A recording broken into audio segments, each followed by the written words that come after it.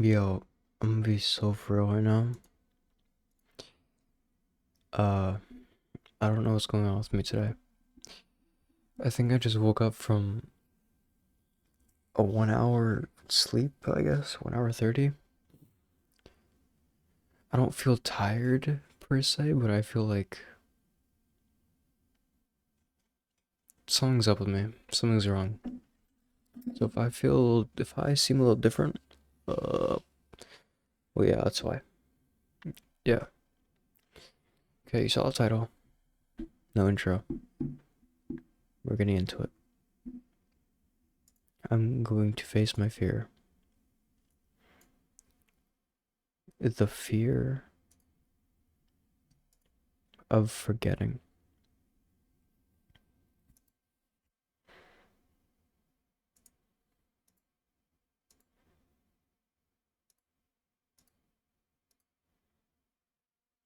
The fear of forgetting. I had this video on my watch later for the longest time. Never got to it until now. And I'm using this as my punishment. Because I never wanted to confront this until way later in my watch later journey. But, since I missed Monday's stream, I'm gonna have to deal with it. Let's see. It's loading. At best, forgetting is simply inconvenient. At its worst, it can destroy a life, multiple lives. There are many truly awful ways you can die, but significantly few fates worse than dying. Not to mention that the chances of ever experiencing any of them are astronomically slim. Except dementia. I think dementia is one of those few, and it's one of my greatest fears. While I other understand. fears, say a fear of deep water, cause what is a comparatively innocent distrust, forgetting is unavoidable. Dementia is uncontrollable. We have no way to slow its advancing emptiness. Dementia takes everything from you before, finally, you lose yourself.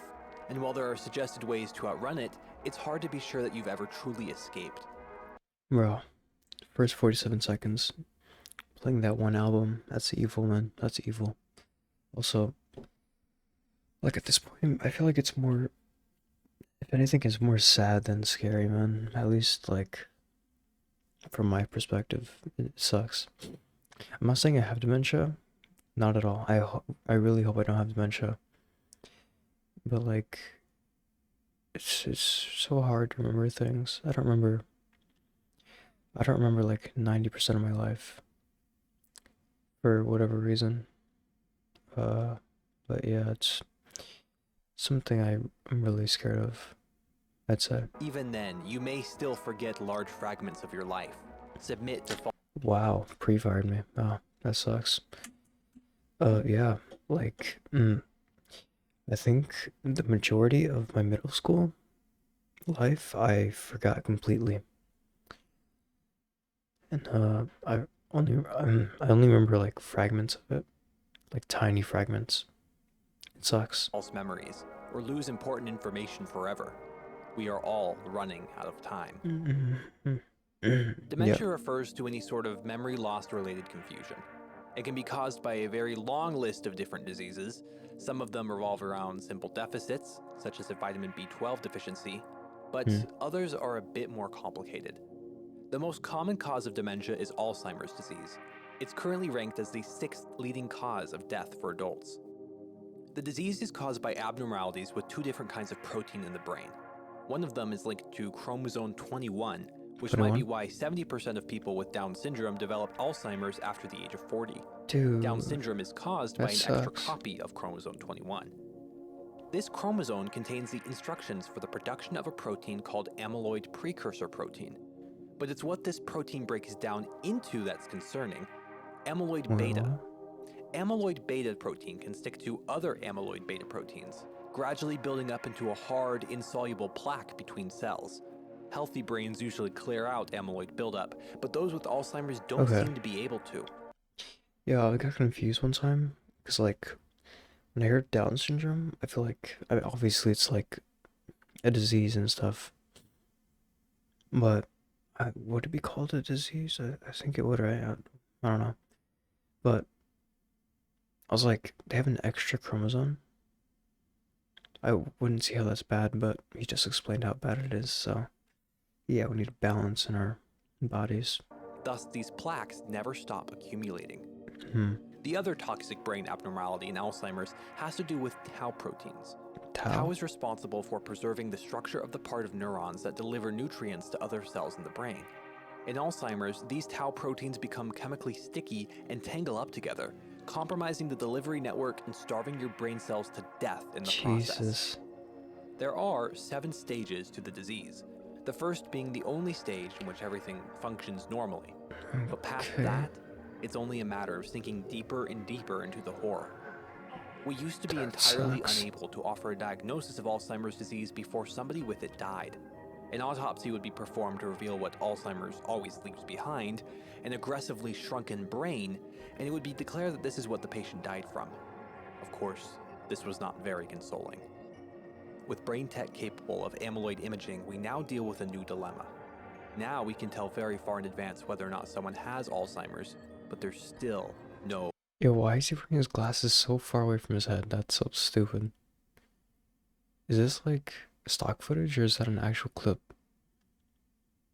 Yo, he's looking straight forward, but his glasses are like all the way down. That's so stupid. Cure. It's at this point that some people and their caretaker-to-be are prescribed antidepressants instead.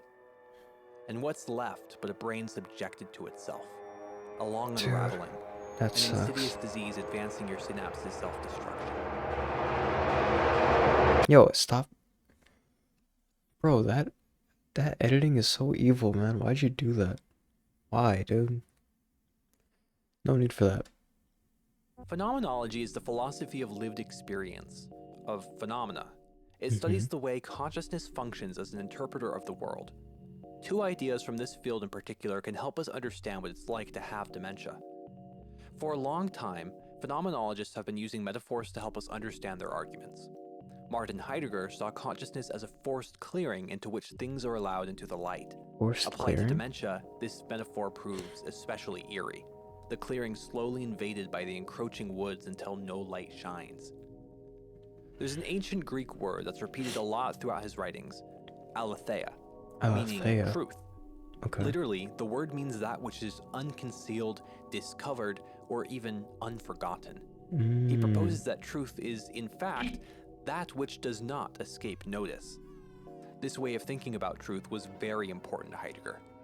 He believes that everything possesses its own aletheia, that every phenomenon is capable of revealing itself to us as itself, not disguised as some other thing. As We are itself? merely the witnesses to this fundamental process. Mmm. Consciousness only sets the stage, allows the entities of the world to reveal themselves to us. But Heidegger didn't just see truth as a revealing process. He also understood that it involves an element of concealment. What is hidden is only hidden in relation to what has Concealment. been revealed. Any phenomenon can be understood in a myriad of different ways, but every way we choose to approach something, every revelation conceals, if but for a moment, all other interpretations. New I discoveries can replace what see was that. previously understood. Any sense of deja vu or nostalgia seems to come all of its own, but when we can trace back our Hmm. memories through time, we cannot deny that it feels as if something hidden in the source of those feelings has now been revealed to us. Yo, low-key, I don't think I feel nostalgia, man. Like, whenever I think back on stuff, like rarely, that rarely happens. When I think back on like games and stuff, I don't think of the connection I had with the game or anything. At least I can't bring myself to like imagine that. I just think about like the game itself, like Minecraft, for example. I know I used to have like Minecraft worlds and stuff, but isn't nostalgia like missing the past or whatever? I just don't feel that. I don't know. I don't know why. It's just yeah. There's also like an old TV show I used to watch. It might have been my favorite. I don't know. But yeah, I don't miss those times. Maybe because I can't remember it clearly. I don't know. Through this process of unconcealment, the world as an inert force comes alive, gains fuller meaning. It breathes deep according to the inhale and exhale of your memories. Okay. Alzheimer's disease begins as it ends, as a negative. Yo, this album is so, like, it's really good. But it's so evil, man. So evil. Like, I think this album itself is a perfect portrayal of dementia. Or like the brain slowly forgetting in general. Like, man. As a negative gap, a growing void that conceals itself. The second stage of Alzheimer's is when the symptoms of the disease begin to develop. Very mild forgetfulness, a difficulty with words every now and then. You'd never Wow. guess it was Alzheimer's. The idea doesn't ever cross your mind. Why should you think that there's anything wrong? We've all got to get old sometime. Isn't that going to have some effect on us? Alzheimer's isn't a natural part of aging. It's only by looking back that you can see that the signs were there all along. It's the first weed growing in the clearing. Man. In the phenomenology of perception, the philosopher Maurice Merleau-Ponty pays special focus to the perceptual networks of the body, confronting a strange lack in the previous conversations had by these kinds of philosophers. His name is Sorry. Our consciousness isn't some detached, distant beholder of the world, he exclaims. It's bound to a body, subject to physical influences. Taking this into account, Merleau-Ponty later called embodied consciousness a chiasm. So, his mindset is very interesting. Because I feel like my philosophy, no, I don't have philosophy, but, like, the way I interpret stuff is like we all have brains, right? He thinks our brains are, like, just completely physical.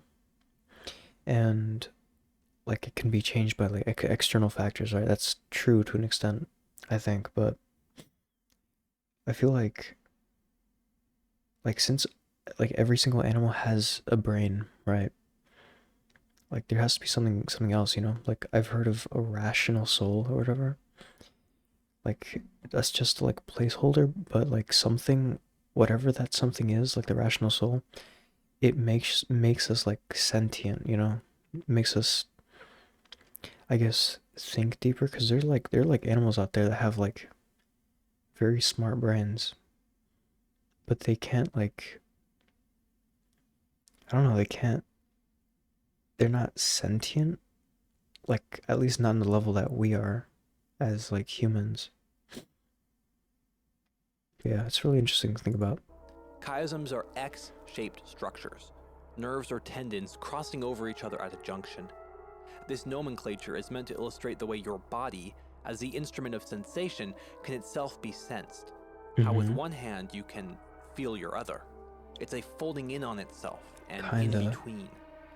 Merleau-Ponty tells us that the world holds within itself a depth of experience, a depth from which the significance of things arises.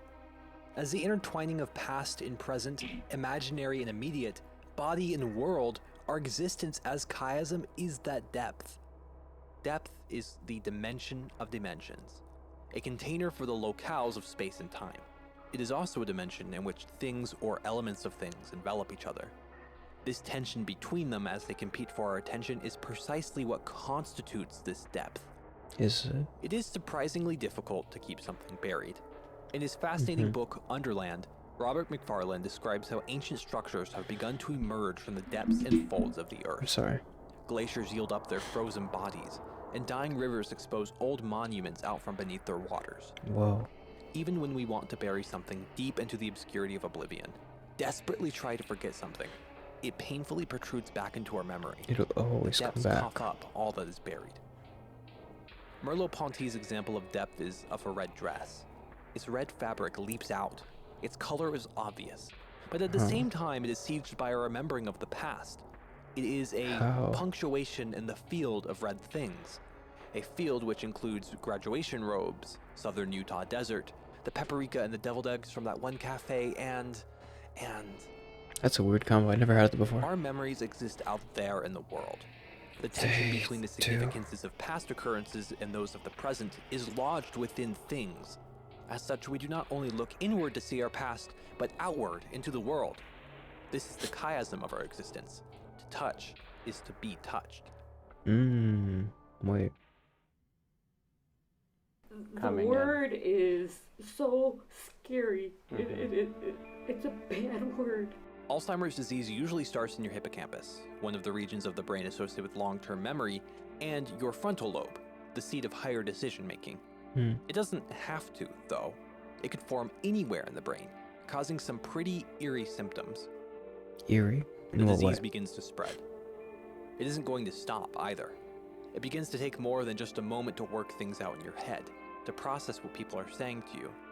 Then there are the questions. Where are we? What are we doing? But you've already asked that Stop, 3 bro. times already. No, man. I asked that a lot too. Bro, I don't have dementia. I don't have dementia. That's stupid to even think. I don't have dementia.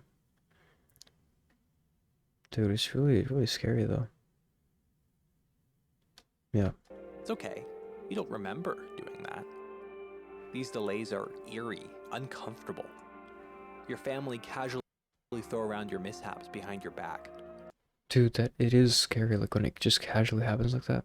Also, it's not like the thing where it's like short-term memory loss, because that's just like Gen Z in general, like because of people doom scrolling all the time, like naturally their like attention spans fried and stuff. I don't doom scroll at all. Maybe like once or twice, like every month, I guess. I don't know, I'm not online that much. Like in the sense of my own free time, I'm not really that online. The most I do, like off stream at least, is just like literally watch videos. My watch later. Maybe like shorts. Like 1, 2, like 3 YouTube shorts. Like not doom scrolling, just like you click on the homepage, look at it, click back out, then scroll to watch more videos. Maybe I do doom scroll. Like doom scroll in the sense of like just shorts content like constantly, not like the YouTube homepage. I don't think that's doom scrolling. Whatever. Do you think there's something happening? But oh, sorry. Back to my point. I completely forgot about my point. Okay, but the point was that like I don't think it's, in my case at least, I don't think it's like attention span from doom scrolling or whatever. Like ever since I've graduated middle school, like I've just had like horrible memory. I don't know what's up with that. And yeah, it's just been getting worse, I think, as the years went by. Cause like the only memory I have, like not vividly, but like I remember clearly, more clearly, is I don't know when it was, but it's like it was after I graduated middle school, where I tried to think back on like all the stuff that happened. As like I guess like I don't know, to just try to look back and see how the years went by, and then I couldn't think of anything. Couldn't remember any classes, any like specific. Maybe like one or two classes, but that's it. There's a lot of like stuff that happened in the middle school. I know it did, but I can't remember it. It sucks. Well, To her? yeah. I don't know, but the other day, You can hear them through the walls while you try to take a nap. The human tragedy is that your existence is wholly confined to the tissue inside of your skull, a lump of electric fat the consistency of tofu. Now, the same mind that Wow. previously expanded outward into infinity can no longer breach those pale domed walls of bone. The skull is an incredibly claustrophobic space, and you can feel it suffocating you as the brain fog sets in. You can feel your finite being, your weakness, but you refuse to believe it. There may be a reason why at the bottom of Pandora's box, greater than disaster and violence and sin, the greatest evil of all lay hope. Hope? Aside from forgetfulness, one of the early symptoms most people think of when they think about Alzheimer's is the negative effect it has on language. Patients struggle to find the right words for things they used to be able to name effortlessly. Those that speak more than one language often revert solely to their mother tongue. Don't look at me like that. It's part of their gradual failure to identify the things and people around them. Merleau-Pontian scholar Glenn Mazis explains that depth, the fight between the past and present world for what something will signify, is not constituted of, say, separate reds. One for the dress, one for the graduation gown, the desert rock, etc., etc. No, he says that the red perceived is precisely this play of significances. Depth explains how the mind shuffles meaning, but it also describes how that meaning is stored. The world absorbs the significances of our memories and experiences. Every individual instance of a door is one of many doors and has the power to remind us of the others. In this way, every object is a symbol with reference to itself as much as it is a symbol for the totality of its existence as a concept. Both of these symbols are actually two sides of the same coin, though. A name. There are two different theories on how names work. One of them, descriptivism, states that names operate according to a description of the object. So if I call something a tiger, I mean something that is a large four-legged cat with orange and black stripes. Saul Kripke, in his book Naming a Necessity, disagrees with this theory. He points out that if we were to take a lion and cosmetically alter it so that it fit every description of a tiger, it wouldn't suddenly be accurate to refer to it as a tiger. The main concern behind Kripke's theory, anti-descriptivism, is finding what makes an object the same object, even if all of its descriptive features have changed. The answer, he provides, is that the name takes precedence. Naming something is what identifies it, not describing it. The philosopher Slavoj Žižek has explored some of the interesting implications behind this idea. For one thing, he points out that what anti-descriptivism shows us, though it doesn't know it, is that it is actually the name itself which creates an identity. Objects need a name to recognize themselves. Seems like it. And that's especially true of people. The real Slim Shady. If a name is what tethers an object to its identity throughout its many changes, then there must be something in the name which represents that object better than the object itself possibly could. A self-referential symbol. Because names radically represent objects this way, they also capture that unattainable something which is in that object more than any given version of it. A redness more red than any particular red. This is how language establishes its connection to depth. Words also enact a play of significances. The word red could refer to any shade of red, anything that is red, all of it grasping at that unattainable redness. A name unites this given field, ties it together into a knot of meaning. Freud displayed this ability of language with his practice of free association. It was common for him to ask his patients to respond to a prompt with the first word that came to mind. Doing so would assist in therapy by revealing the patient's experiences, their memories. And where there is memory, there's depth. Loud? Simple. But how to explain the dreaded moment in which a loved one with dementia fails to recognize you? Anti-descriptivism also shows us that without a proper signifier, a name, our understanding of the object itself is lost.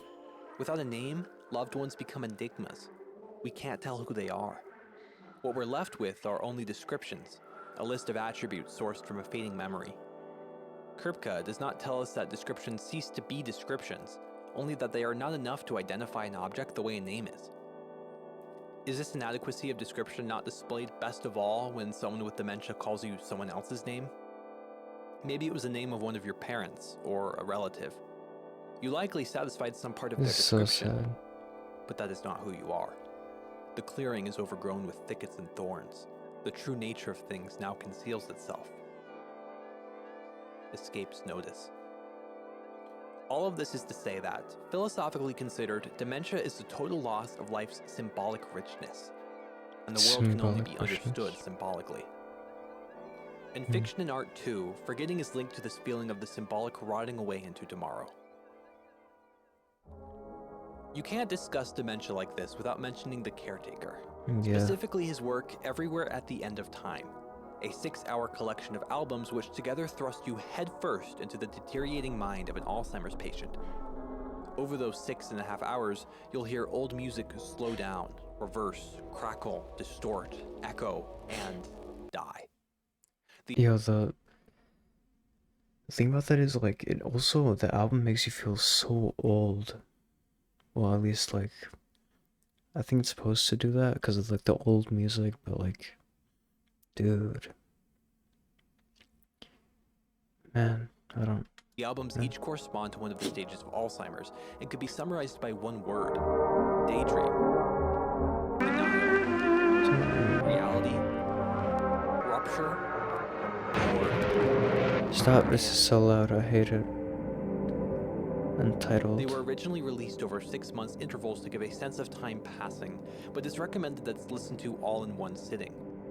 If you haven't ever listened to Everywhere at the End of Time and are considering it, you should probably consider your mental health beforehand. On a first listen, the collection feels evil, ominous, or demonic if you're in a particularly sensitive mood. Different sections can evoke dangerously powerful emotions. It is, simply put, devastatingly effective at what it tries to achieve. It is. Yo, high key, before I listened to the album, I was looking at a Discord server somewhere. I was in a Discord server somewhere, and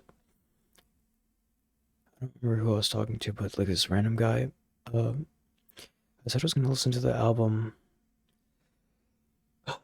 I'm sorry. I was gonna listen to the album, and for some reason I announced it, and this person was like, "No, don't do it, don't do it. It's really bad. It's really bad.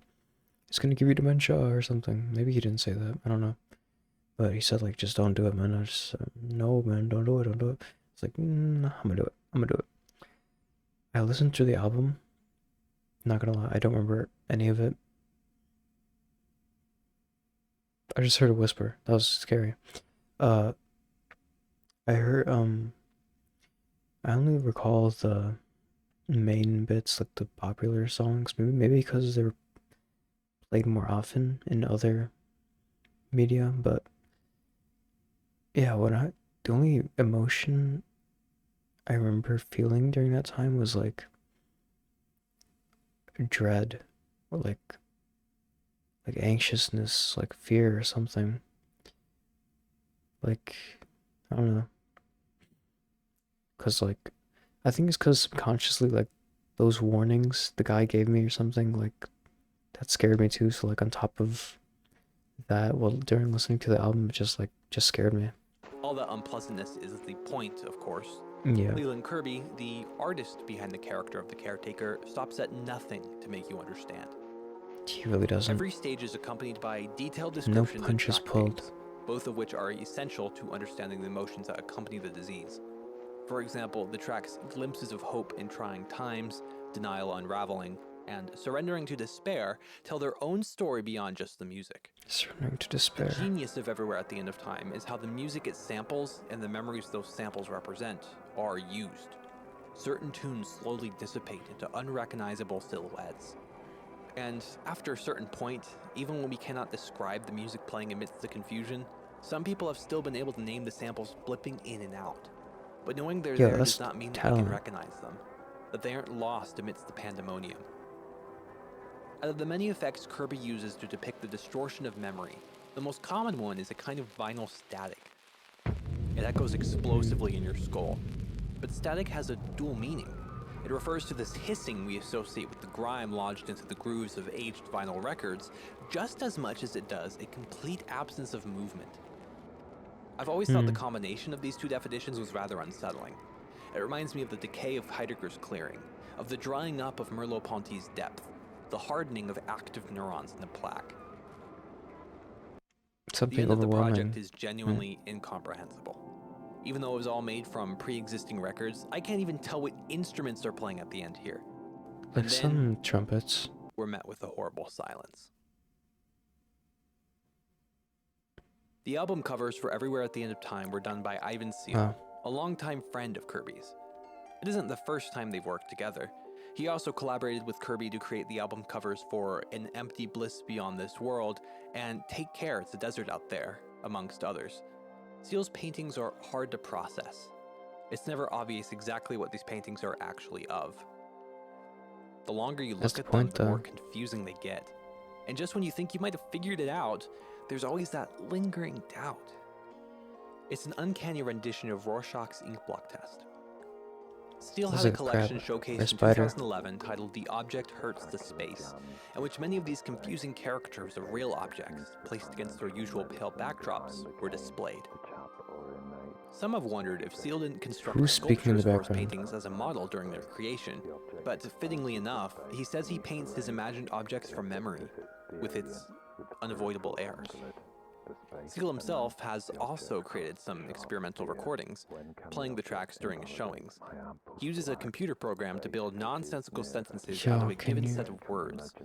Many of the tracks share the theme of free association, an activity reflected in the paintings themselves. It's just waffling in the But his background, bro. artwork I'm not grows gonna pay ever more attention to that. disturbing when paired with Kirby's music.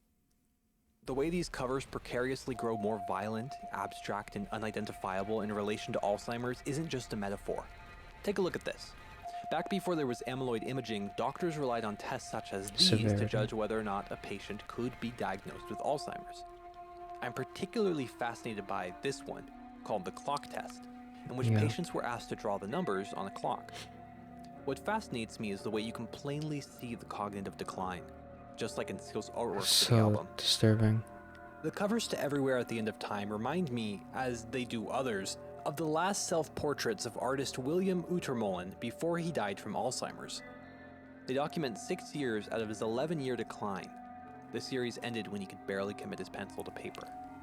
But his raw portrayal of Dude. Alzheimer's didn't begin with these self-portraits. The early signs of his dementia can perhaps be read in an earlier collection of art he called the Conversation Pieces. They were a mostly biographical set of artworks, celebrating the life he shared with his wife and the warm companionship of his friends. That's so sweet. I get an odd feeling when I Where's look at his these head at? paintings, though. A subtle sense that there's something wrong. I feel it in the artist's shifting perceptions of space, objects, and people, Maybe that's an all of artistic which choice. may be hints towards the disease that would later take his life. And then he got the news. His last large painting, Blue Skies, depicts William's reaction to his diagnosis. Hmm. A devastated figure holding onto a table as onto a raft in the blue bleakness of an empty studio. During the meeting with his doctor, William was encouraged to continue painting. He agreed to, and had his work submitted to a nurse to be photographed. Thus, the portraits documenting his decline came about. His last portrait was scribbled on a napkin in the year 2002. A He napkin. died in 2007. Damn.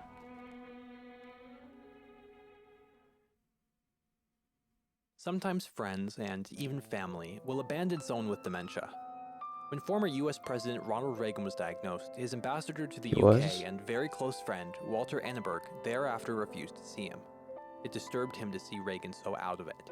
Doing so meant denying the entire family his support in the process. For many years, it was believed that people with That's dementia sick. suffered from insanity. Alois Alzheimer first discovered the plaque and tangles related to Alzheimer's the guy. disease in 1906, but it wasn't until the late 70s that knowledge of the disease found its way into hospitals. World War I, the rise of fascism in Germany, and World War II halted research and cast a lot of doubt onto the work of German scientists. Alzheimer's research was left unread for decades. Much of the research today has been trying to make up for that lost time. Meanwhile, the number of patients grows. In his enlightening book, The Problem of Alzheimer's, Dr. Jason Karlowicz discusses the critical flaws in our history of treating those with the disease. Medical institutions have prioritized funding potential cures over present treatment, even denying Medicare coverage for the costly expense of receiving a diagnosis. Yeah. However, our that failed sucks. attempts at a drug for Alzheimer's have time and time again been reliably covered by insurance companies. He explains, the problem then, and still today in America, is that an effective intervention is not a treatment unless it has a business model. Programs and about interventions the meant to money. support caretakers are largely without a system to promote or sustain them. Karlowicz claims is this disparity between the financially robust drug industry and the uncoordinated efforts of caretaker programs that's at the heart of the modern Alzheimer's crisis. Caretakers are largely on their own to shoulder the task of caring for the Alzheimer's patients and their families. Jesus, It's a daunting dude. task. Hey, homie, I can share your stream in a Kick community to help you hit 200 followers and 800 viewers and also earn 1,500 per stream. Add me on Discord. I do not think so, sir. That is not your the same username you have on here. So I don't trust you. I'm sorry. I'm trying to watch a video right now. Task. A 24/7 job with an insane financial cost. Some caretakers are left with a choice. Retire and watch over their loved one full-time, or take on another job to avoid going broke in the process. Jesus, man.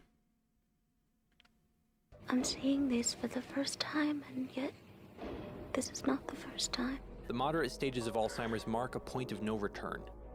On the outside, we watch the person we love struggle to do simple tasks. It takes them an exhausting amount of effort. Nothing feels right. Everything is slightly off. Dude. Late into the disease, it's even a battle for them to speak in complete sentences. It's depressing, it's awful, it's embarrassing for them. A total personality change is common in these stages. I've read story after story of sweet husbands and wives growing uncharacteristically brutal and violent, even beating their families. There's just this unexplainable rage boiling up inside of them. In very extreme cases, they'll get caught in the grip of psychosis, experience wave after wave of hallucinations. Yeah, I feel like the anger issues and stuff, I feel like that's like a result of like, since it like degrades your frontal lobe. It's kind of the same thing as like a lobotomy, how they like destroy your like brain a little bit, and that causes like anger because of that. But sometimes it isn't all so dramatic. Sometimes it's as understated as stubborn characters growing milder like little children. It isn't uncommon for patients to frequently make sexual, racist, or otherwise derogatory remarks either. What the hell? Some people with Alzheimer's lose their ability to filter what is and isn't appropriate to say. Many of these curses and slurs might be some of the only words they still remember, deeply encoded into one of the last remaining sections of their brain. That's sick. But you are still self-aware in these stages. Yo, imagine you're so like, you're raised to be so racist to the point where like it's like your default language. There's no way people like, there's no way, like, I could just imagine an old person just like, that's literally their entire vocabulary, just the hard R, like any other slur they know. That's, wow. Feel despair and embarrassment and shame and question why you're doing what you're doing. You don't know. One guide explains it. You start thinking strange thoughts that don't make sense, but you can't stop them from flooding your consciousness. The static screams now. The static giving birth to static, giving birth to static, giving birth to... It's overwhelming. Yeah. For most of us, forgetting something is nothing more than a trivial annoyance. Not That's at not all to say for me. it doesn't still affect us. At times, I won't remember why I've entered a room after I walk into it. It's that doesn't mean you have to something that mention. happens a lot with my ADHD. It's like I found myself running on autopilot and suddenly become aware that I have no idea what I'm actually doing. I feel that. It reminds me of the second episode of the 6th season of Doctor Who, Day of the Moon. As a kid, the episode introduced me to the Silence, who I still think is the most fascinating creature from the show. Stephen Moffat, the author of many of the show's most famous aliens, often relies not so much on a terrifying appearance as much as he does a terrifying premise. The same is true for the Silence. Who is it? Are you ready to hear that premise? Yes. They're an alien that you can only remember for as long as you perceive them. The moment you look away, any idea of their existence is thoroughly washed from your memory. But this creepy effect really is pulled off best in this scene from Day of the Moon. In it, we watch a woman, Amy Pond, struggle to escape from an orphanage. Walking up the stairs, there's writing on the wall that's said to keep appearing on its own. We watch Amy enter a room, hear the door close. It's locked. But as she grips the door handle, a recorder embedded into her hand relays to her a message in her own voice. I can see them, but I think they're asleep. Get out. Just get out. She runs through the window, tries to push it open. Tallies begin to run up her arms, light up her face. Tallies? The entire scene takes up less than 4 minutes. But how much time does each of those tallies represent? Really, how many attempts to leave that Amy can no longer remember and thus aren't shown to us as the audience? All it took was one glance to ruin every single one of them. Some days with Ooh, ADHD, I that's swear I spend more time wandering around wondering what interesting. I'm supposed to be doing than I do doing the thing I was supposed to be doing. Man. I feel disoriented, distracted. And just like that orphanage scene, I can't help but think about all that lost time trying to do the one task.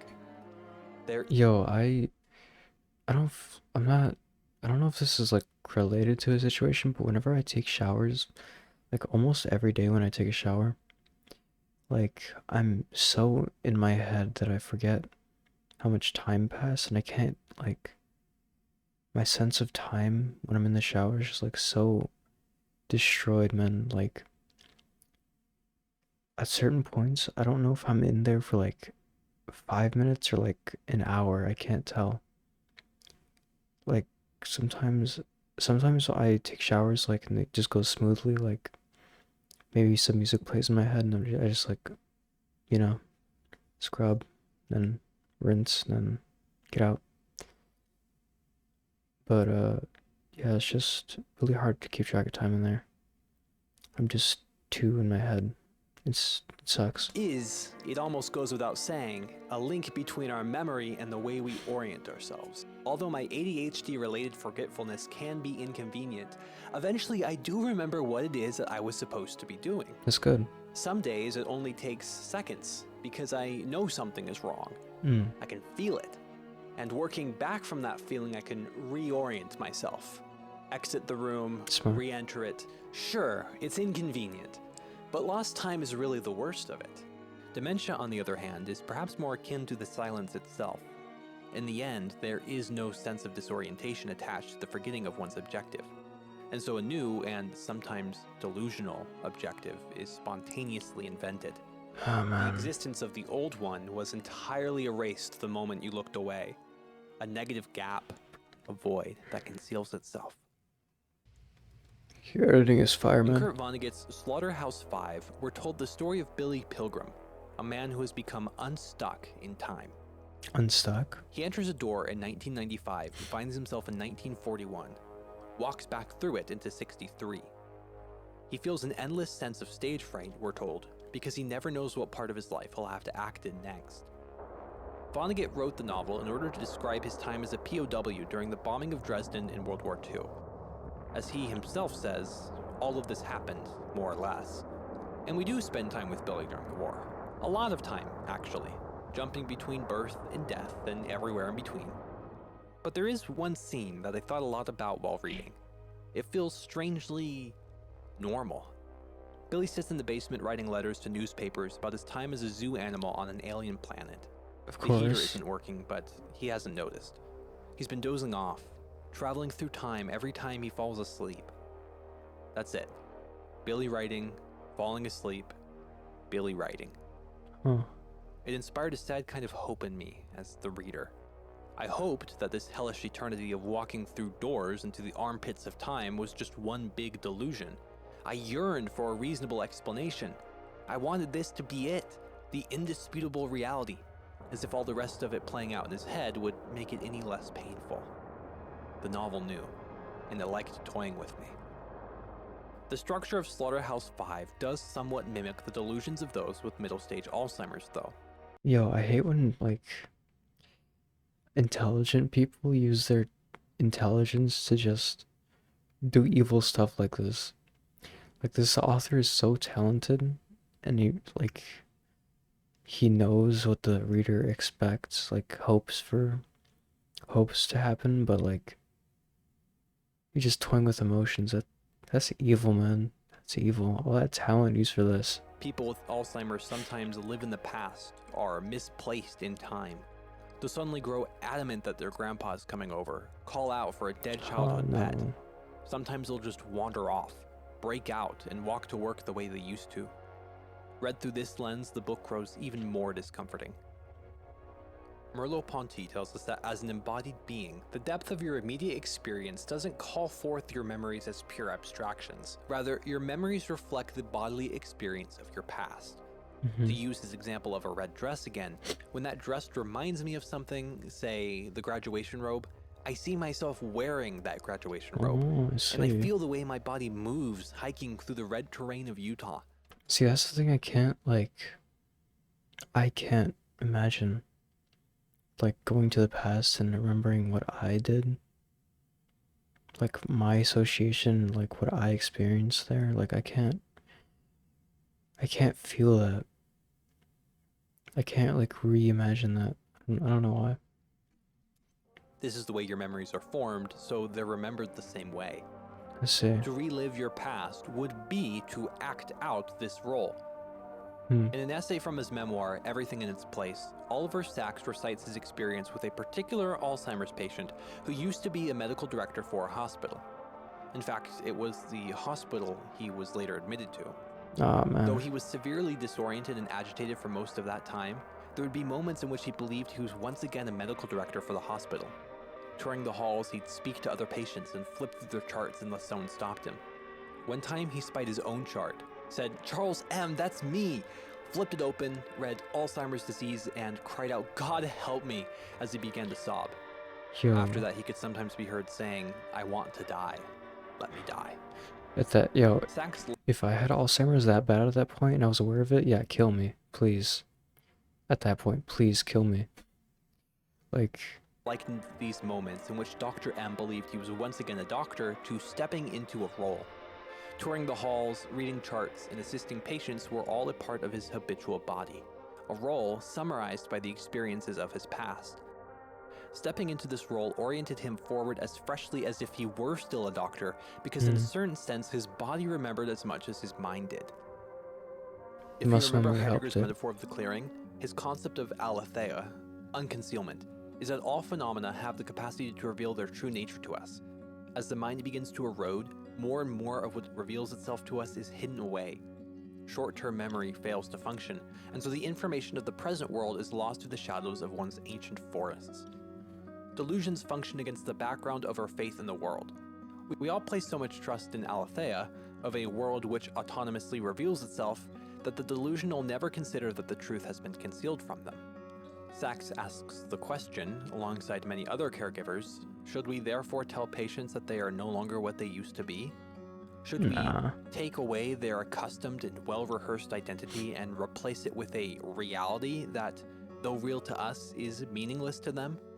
He answers his own Nah. question. To do so would be beyond cruel. Yeah, that would be evil. For patients with dementia, all of the potential significances of something are confined to the depths of their imagination instead of the present world. The immediate presence of things means nothing. It holds no new significance.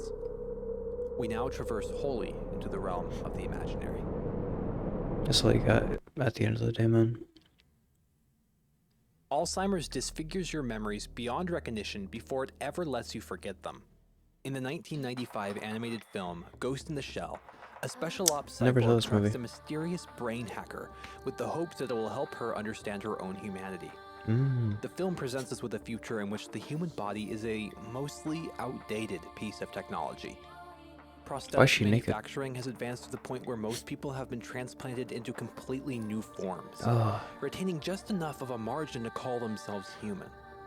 Despite the syntheticness of it all, there is still deep down in everyone the thing that you could call the soul, something that cannot be replicated, something wholly organic, an elusive, nebulous force called a ghost. Although a ghost The can't rational be soul I was talking replicated, about. it can still be Sorry, it's too loud. manipulated.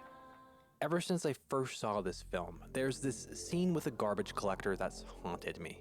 I've even had dreams about it. In the Really? midst of the cops' pursuit of the brain-hacking puppet master, we're shown a conversation between two garbage men.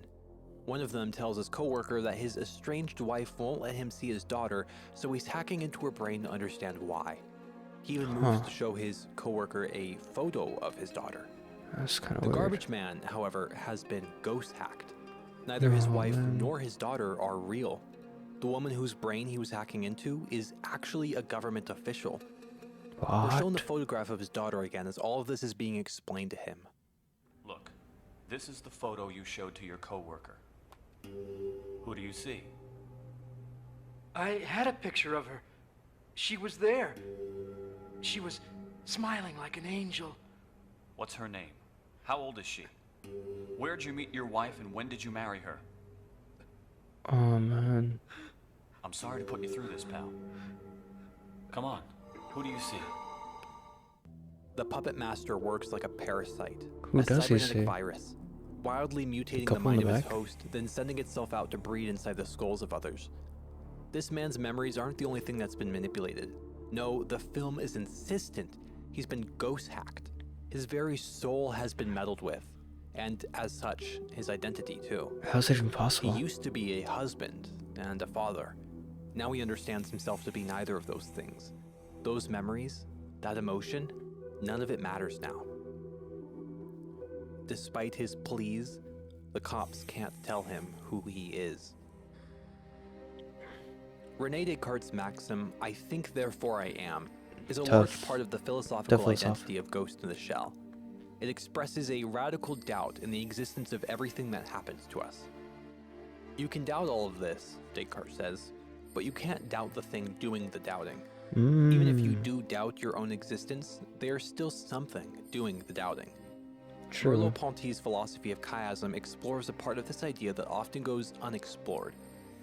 If we can only be certain of our own existence, how can we possibly define ourselves? Because there is a world. We exist in it. And True. whether or not we believe it's real, it is subject to our perception. Yeah, it's up to us, man. Our experiences living in this world construct who we are. Exposing the world as a delusion means to lose oneself in the process. If Man. nothing is real, then how can I be who I am? Who am I really, if anyone at all? Yo, stop that, man. Stop. Don't ask those questions, man. Don't ask those questions. In Goodbye Worlds Before Your Eyes, Yo, I've seen this game. I haven't seen anyone play, but I've seen like a lot of like YouTube thumbnails. YouTubers like say this is the saddest game ever. I think the premise was every time you blink, you flash forward in your life. And they tried. It was like a really sad game. They were crying and stuff. I never saw any videos of it, but yo, finally time to see in it. Goodbye Worlds Before Your Eyes, a recently deceased soul, fished up out of the inky black sea of limbo, recounts their life in preparation to be judged. It is also a game in which time jumps forward when you blink. Your eyes are the controller. And now I'm about to spoil the entire game. Do it, dude. In an interview, one of the game's developers explained that most games are about empowering you, and this is about taking power away. And it is sort of Cool. about humbling yourself to the fact that you're going to have to blink eventually. But the blinking mechanic isn't the only interesting thing about Before Your Eyes. There are, of course, the key moments in which the game requires you to make a choice, or to do something. While these vary in importance from minor choices to pivotal forms, Yo, I'd they fail all all contribute of to your these. final sense of self. Yet, right at the climax of a life woven together from misery and triumph, there's this moment in which it's revealed that you aren't exactly who you think you are. This was beyond shocking to me. Yo, that I mean, rotoscope I guess I animation should is have so seen it coming, scary. but I didn't. I don't know why. I It's almost just couldn't terrifying. believe Me. it. I was so invested in what was happening that I never stopped to think that maybe some of the shock of this twist had to do with memories that I skipped by. They seemed boring to me when I was first thrust into them, Oh, wow. so I blinked. But it didn't matter. The memories I did see, the ones that really led me toward this radically different sense of self, those could not have been further from the truth of who I was. It led me to doubt even some of the earliest memories. Did those really happen? Or were they just necessary for the greater lie? In Ghost in the Shell, it's implied that the new memories of the garbage collector came at the cost of his old ones. This isn't so far off. Forgetting a memory usually allows a false one to take its place. Filling in True. details for the events that we more or less still remember refracts real history into nonsense. Ever since I was young, my parents have kept a yearly photo album of our family. I also contributed in documenting my childhood through my love of Transformers filming movie. my own movies. But we usually have the same conversation when we discuss what's in them. Would I really remember so much of my childhood if these photos and videos were never taken? Yo, that's a good question. There's a problem with the twist in Before Your Eyes that reminds me of this dilemma. You see, the game acts as if the person lying is the same as the person being lied to. But they're not. Because it turns out that the main character of this game knew the truth the whole time. That he was He the did. one who actually came up with this fake life we've just been shot through. So in the context of the game, I was the delusional one. I thought this was my life, but in fact, someone I thought was me had made up these memories for me. It's a really small thing to be critical of, but what follows from this dynamic shapes the entire story the game wants to tell. I'm still not sure who the player is supposed to be in all this. Are we Benjamin Byrne or aren't we? But that just makes the story so much more compelling in the context of false memory. Yeah. It Seems isn't like very it. often that we become adamantly invested in something that never happened. But this vividness is a key part of the false memories in Alzheimer's. It's That just music another again, way man. you lose fragments of yourself to the disease. Dementia isn't brutal only because you lose yourself, though. Your autonomy and various parts of your identity. The most frightening thing about it to me is the loss of the world, the journey into a realm that evades understanding. This is what the 6th stage of Alzheimer's is known for. Patients have no clue where they are, who they're with, any concept of time, what they're wearing, sometimes can't remember their name, sometimes the names of objects. Yo. All of it is distorted, gazed at through a glass darkly. Reality thrashes about angrily, miles away from here in the distance, like a dream. Yeah, kill me. In his consideration of space and time, the philosopher Arthur Schopenhauer makes the remark that our waking life and our dreams represent 2 different ways of reading the same book. Our systematic reading is real life, the time when everything flows cohesively. But when we're done trying to study, we sometimes continue to flip through the pages, read in a disconnected method, without cohesion. I once had a nightmare I haven't been able to forget since the night I had it. In it, an I hate AI those. slowly and tortuously reversed my consciousness back through time, leaving me nothing more than an empty, unblinking reflex machine. It was chemo for the cancer of thought. Now I could What? think nothing, would only ever think nothing. What are your dreams, man? Maybe it was because I had just read I Have No Mouth and I Must Oh, Scream Before makes Bed, complete sense. a book, by the way, whose title quite suits dementia. But if you can't even say to yourself anymore that you can think, if no thoughts run and an uncomfortable silence fills your head, can you use yourself to confirm that you exist with any certainty? I don't know. Or is life itself then degraded to an inescapable dream, an idle flipping through the pages of space and time? People with dementia are not thoughtless or void of sentience. There's more evidence than not that they haven't fully lost themselves. It's more accurate to say that they cannot express their identity, cannot fully resemble it. Even their body can no longer step into the role. The thoughts they think may be entirely incoherent most of the time, but they're still people. Something's That still doesn't there. necessarily answer Yeah. the question, though. Unlike what Descartes would have me believe, it's not the world I need to doubt, it's my own mind. I reach out to touch this world and get a taste of my undoing.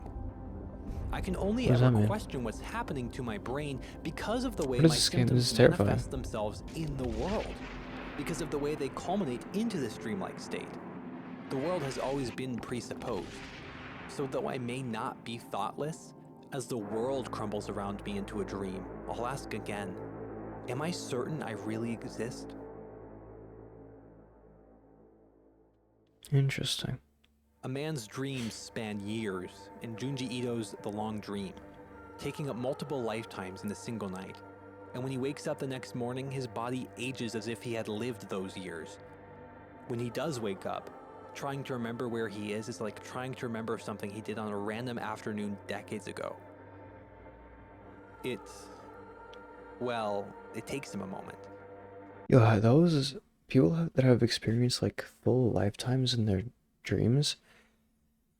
That's crazy to think about, man. I don't think I've ever experienced like a whole other lifetime in a dream before.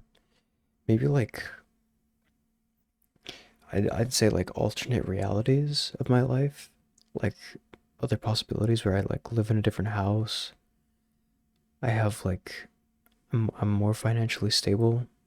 Like there's this one time I had a dream where I was in a whole different neighborhood, I guess. And I was just moving into a house. And by myself, I'm assuming, because I just felt like I was by myself, I don't know. But a relative that I haven't seen, like in real life, I haven't seen in a while, they were helping me move in to my house.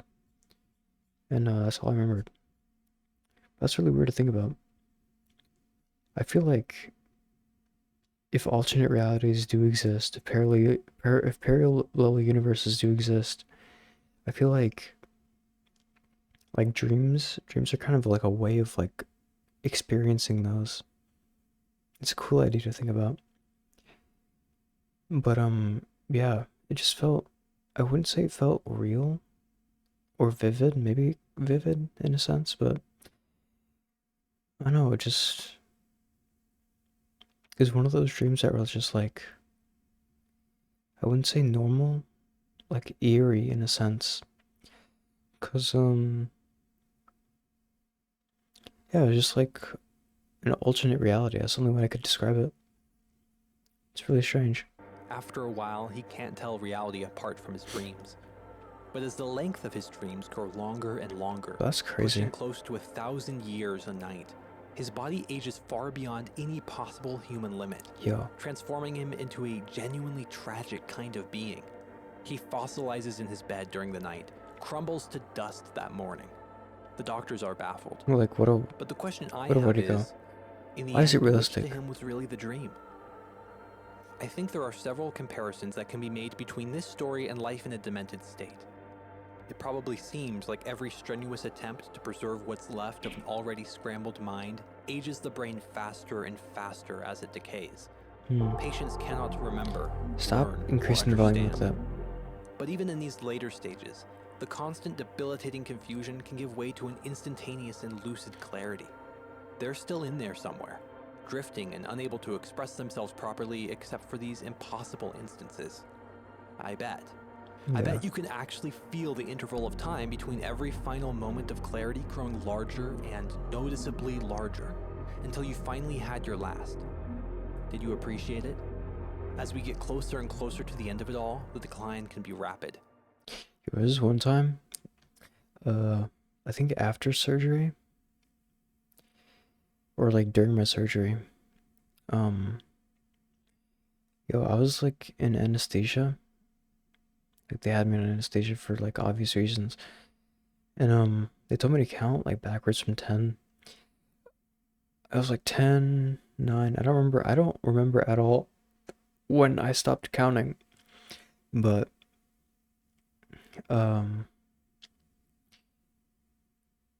what is it? The next thing I knew, I was just like in complete darkness. Like it was just a void of just pure pitch black nothingness, man. And like I couldn't think during that time, but I was still like aware of it. I was aware of like something's going on. I don't know if I was scared of like not being in control of what happened, of what was going on. Like I guess I was scared that like my own sentience, like imagine being stuck inside like a void. And like you know you're not supposed to like something's wrong. I don't know how to describe it. Something's wrong. And I could feel like time passing. Like I could feel something still going on, but I can't. I guess maybe I was scared of not experiencing it at the time, I guess. I feel like if I were to go back into that void, I feel like the me now would be like comfortable with it. But then again, maybe I'm just lying to myself and just, I don't know, it was weird. Anyway. And jump scare, great. Final stage, yeah, I love this so much. The final stages of dementia are without description. Without description because all symbolic powers have been lost. First-hand representation is not possible. I've heard the song in so many Late-stage meme dementia is compilations. thus defined by what is lost, the reality of which cannot ever be approached nor comprehended. That you have lost anything at all is not even recognized, and yet it is around that gaping void that every aspect of daily life continually orbits. There's an ancient Greek story that details a competition between two expert painters. Hmm. One of them paints grapes so convincing that birds swoop down from the sky to try and eat them. That's impressive. But his competitor paints a curtain. After the first painter has displayed his work, he tells the other to move the curtain aside so that he can show off his masterpiece. But there is nothing behind the curtain. The curtain is all there is. The story reminds me of the last album cover for Everywhere at the End of Time. I don't see how it could. Compared to the other covers, this is perhaps the most distinct. And yet, even now, we cannot define this empty form. A door with tape on it, a blank canvas. It's a cardboard box to picture me. frame with A nothing to cardboard. display. Every one of these is a guess. This looks like But cardboard. they all represent a lost medium. There is nothing behind the curtain. Because the depths have now dried Is that up. everything everywhere all at All once? that's left of a previously Oh. profound world is a barren moonscape with a surface of bedrock, impenetrable and vast and infinitely shallow. The final year looks pretty much like you'd expect it to. Endless days spent lying motionless in bed, unable to communicate when you're feeling too hot or too cold. Speech limited to slurred gibberish. And then there are the rashes and sweaty blisters, forming along your stiff body next to any unexplainable bruises. The Bro. second to last thing to go is the ability to smile. And sometimes that's it. But other times, well, other times it's not. Sometimes there's something more. There's a mind-boggling phenomenon called terminal lucidity. It sometimes happens to those people whose brains have been in decline for many years right before their death. Suddenly they'll regain some level of cognitive ability. Yo, This can be- like, what is that sound? Can I turn it down? Is there a way to turn down the stupid?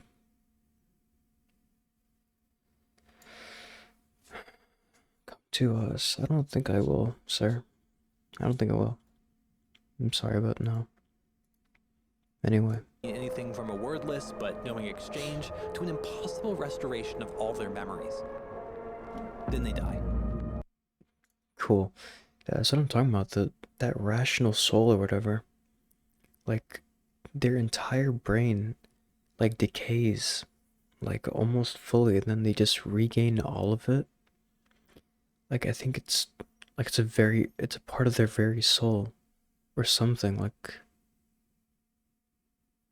it's really interesting to think Typically about. within a few hours. This last hurrah could last for minutes, or it could last for days. The Really? phenomenon is spoken of in golden, mythic terms. Mythic terms. The effect on ignorant families is devastating. It can feel like they've lost their loved one all over again. But for those in the know, these final moments can provide closure. What's I left feel of like their it'd be scary cognitive if you know more. faculties in this moment are only shadows, dancing the dance of misery. Truth is, they're already gone. All of this is just the afterlight glow of a star gone out in some distant heaven, Don't yet say to that. vanish from our skies. But eventually the light does dim, and then they forget how to breathe. Bro, that's the thing I hate about dementia, man. You just forget all your motor functions. That's one of the scariest parts of it. You forget how to breathe. That's actually scary. Yo, also the way you described that, I feel like the way you described that, it just seems like I don't like the description. He described it as a shadow of something. Yo, am I paying attention to this video? I don't know what's going on with me. He said shadow of... Yo. Of a star gone is there are only shadows, dancing the dance of misery. A shadow dancing the dance of misery. I hate that description. Because I feel like... And he said they were already gone. Bro. Even... But before he was saying that they're still there somewhere now that they've regained everything, it's just a shadow? Dude, no. I feel like at that point, it shouldn't be considered a shadow, because that's scary actually. Like, imagine, the way he described it, I think, like, the way I imagine it is like, they're already dead, right? And so like their body, I guess, becomes like a puppet of itself. Like it's like a soulless clone that has all the memories and stuff. But like it's not them. I think that's what he's trying to say, but I don't like that, man. I feel like a better way to look at it is that it's them. It's like it's them again. They're finally back for like a little bit before passing, which I guess is just my way of coping. Like my way of, I guess, trying to be optimistic about it, I guess. I don't Oh, a know. star gone out in some distant heaven, yet to vanish from our skies. But eventually the light does dim, and then they forget how to breathe. Forgetting sets a limit to the way we experience our existence. Dementia is like a drain at the bottom of the universe. It pulls every part of reality down into it. And yet, even when there is nothing left, even after every experience you've ever had, even the ability to experience has been taken, this drain is the one thing that remains. What are we in life but a whisper? A long, drowned out, breathless whisper. Come, let's watch together as that whisper of the world rolls away and enjoy the memory of it while we can. There will be no encore.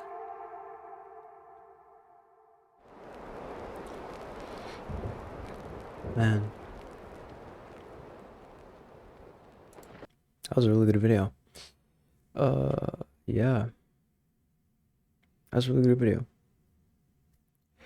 I'll have it in the description somewhere, I think. I should probably start doing that. I forgot to do that.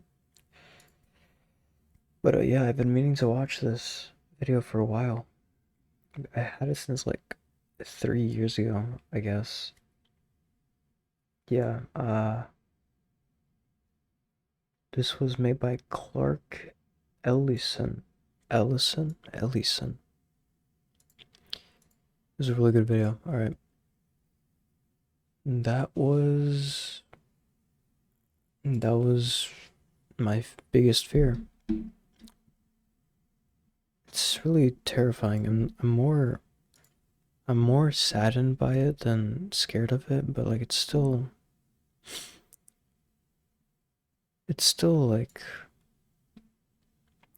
I'd consider it my biggest fear because I already like have horrible memory and like I just have a hard time remembering a lot of stuff and it really sucks. And to think that if I grow older, like it's gonna get worse. It's like it's just like what's the point, you know? What's the point of like nah, I'm not gonna say all that. I'm not gonna say all that. But you get where I'm going from though, right? Like I said, if I ever reach that point of like Alzheimer's, just kill me, please. Kill me. To anyone out there, kill me. Sorry, this is not really good stream, but that was it. That was it, man. Thank you for watching. If you liked it, for some reason, thank you, man. Thank you for taking the time out of your day to listen to me ramble. I punished myself physically last time and now like mentally punish myself. I feel like this is like this wasn't even a punishment for real. It still like sucks to think about, but it wasn't as bad as the physical, I guess. Anyway, if you didn't like it, I'm sorry. Not gonna lie, I don't think I can keep up with the schedule. This whole schedule thing. But I'll try to stream on Thursday. If not Thursday, Friday. You know. But yeah, I'll probably play a game or something next stream. So, yeah, follow, subscribe, all that if you want. I don't mind. Anyway, yeah, that's it. Bye.